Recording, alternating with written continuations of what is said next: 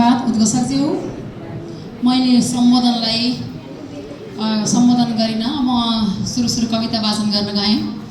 मलाई नारी तिमी भन्ने शीर्षकमा कविता रचना गरेर यहाँहरूमा सुनाउन चाहन्छु। सायद हजुरहरू यहाँ आज आफ्नी श्रीमती, आफ्नी छोरी, आफ्नी दिदीबहिनी, आफ्नी आमाले पकाएको मिठो खाना खाएर यहाँ आउनुभएको छ। नारी बिना घर मसानघाट जस्तो हुन्छ। नारीको हातले पकाएको खाना, नारीले नै सफा गरेको घर, नारीले बोलेको बोली कति मिठो लाग्छ हजुरहरूलाई। त्यस्तै खालका विषयवस्तुमा मैले कविता रचना गरेकी छु। सुनेर आनन्द लिनुहुन्छ भन्ने आशा लिएकी छु। सिर्जनाकी मुहान तिमी ममताकी खानी, सृजनाकी मुहान तिमी ममताकी खानी, संसारलाई माया दिन्छौ कति राम्रो बानी, संसारलाई माया दिन्छौ कति राम्रो बानी।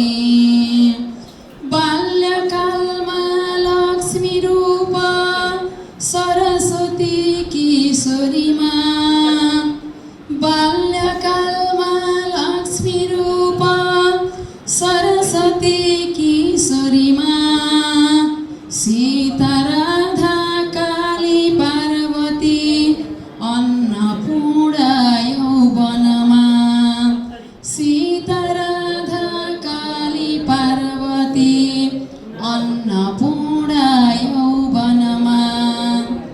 तिम्रा हात कति धेरै जताततै काम, तिम्रा हात कति धेरै जताततै काम, तिमी बिना संसार शून्य पाक्दैन है मामा, तिमी बिना संसार शून्य पाक्दैन है मामा।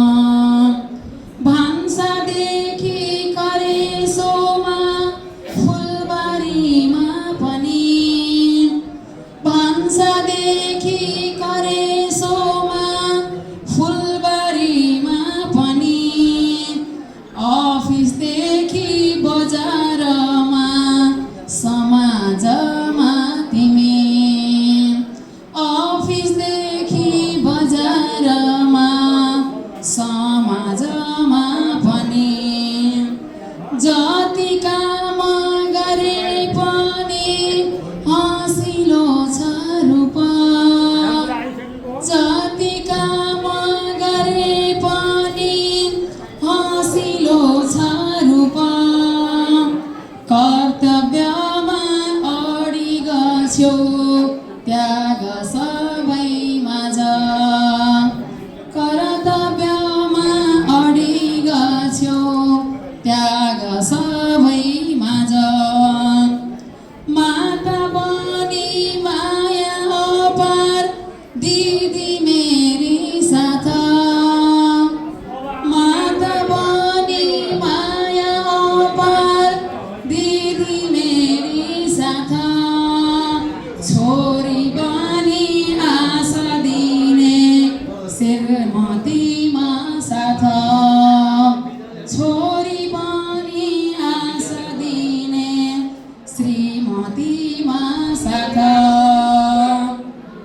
झिसमिसेमा उठिकन घर सजाउने, झिसमिसेमा उठिकन घर सजाउने, भान्सातिर पसिकन भोजन पकाउने, भान्सातिर